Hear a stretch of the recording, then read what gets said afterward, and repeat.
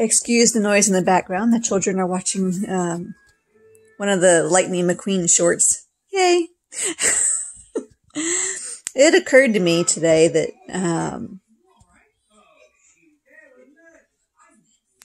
when doing up my rune book, I need to also discuss the various holidays. And I decided I should go ahead and do a video on that one real quick. I was getting a giggle at the whole, all the memes on Facebook of how Christians shouldn't be celebrating Halloween. And I was like, I'm sorry, but dressing up as witches and monsters and things aren't exactly the best way to celebrate a holiday that's about the harvest, bringing in the harvest. And I know that's been given to Thanksgiving, but that's not that was Halloween. Okay. It's also the day when the veil is the thinnest and we're supposed to be remembering our loved ones. Okay. It's not really a celebration of your loved ones if you spend the day dressing up as monsters and going out and begging candy from people. Right? So, so now I gotta think of the whole section to be put in there of the way I feel would be appropriate to celebrate the holidays. Not just Halloween, but all those to follow. So very interesting ideas. And I've been digging through today, trying to see how other people who know dressing up is not exactly the thing that should be done, what they do, what they suggest. And some of them still do the stupid little monster-shaped treats and things like that. And I'm not doing that. I'm not doing that. There was some weird stuff on there, and that just isn't happening in this house. The things I did enjoy were like lighting a candle for the loved ones that have passed. That's what this day is supposed to be about.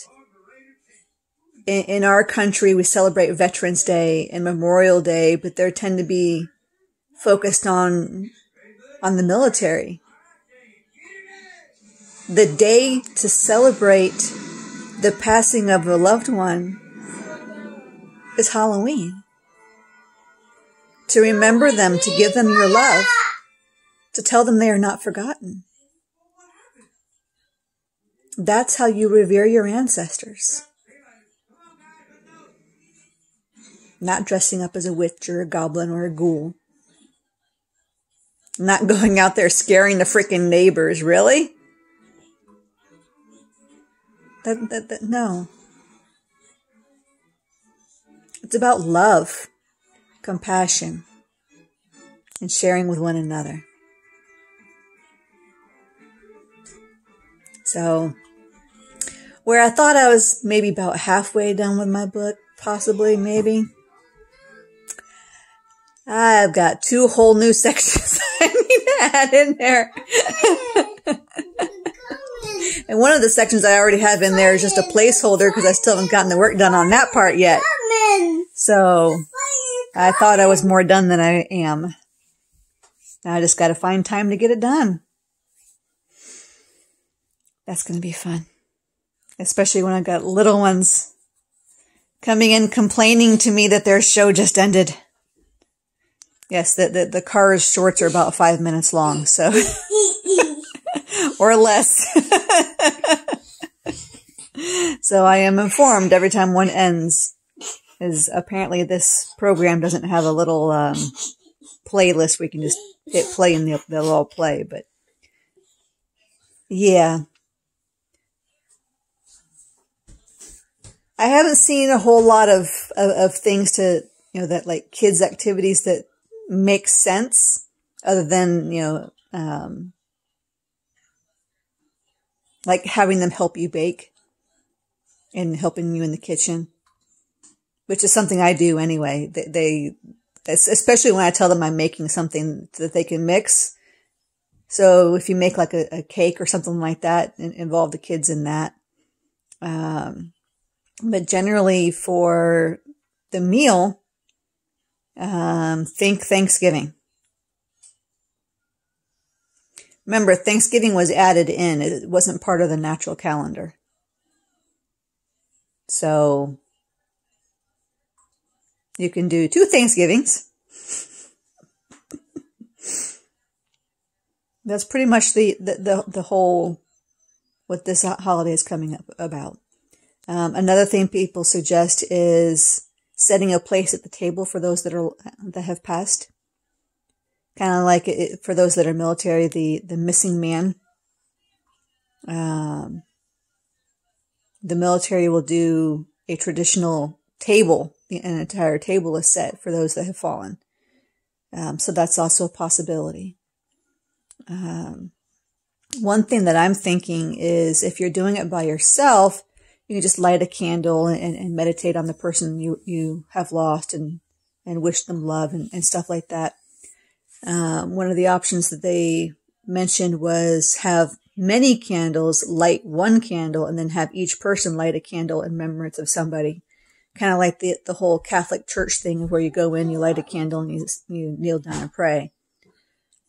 Which I'm pretty sure that's where they got that from. Something that I thought of, because they were talking about also, it doesn't matter what kind of fire it is. Fire helps light the way for the dead to find their way home. So a candle being a small flame, you can light a fire in your fireplace, or you can do a whole big bonfire. My thinking is if you want to do an actual party where you do a feast, you could also have a bonfire and have each person write the name of their loved one on a piece of paper, toss that in the fire, and then have, give moments of silence for each person to be able to kneel in remembrance and pass their love and all that stuff. And then after that, just celebrate the love that they have for their family members that have gone. Just because you don't see them anymore doesn't mean they don't see you anymore. And I know there's people out there who think that that's the case, but that's not the case. It's good for them to know that you think about them once in a while. Okay?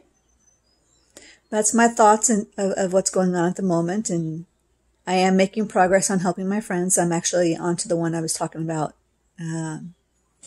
with the last video.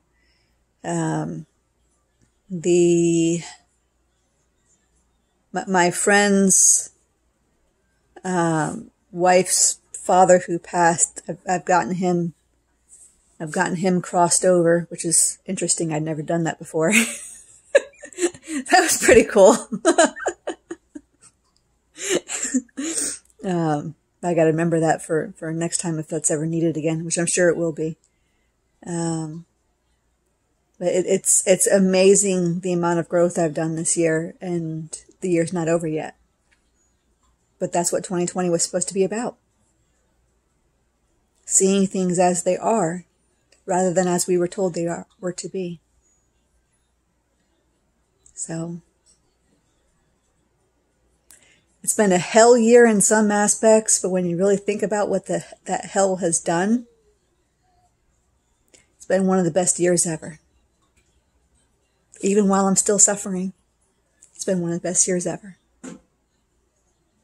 Until next time, love and light.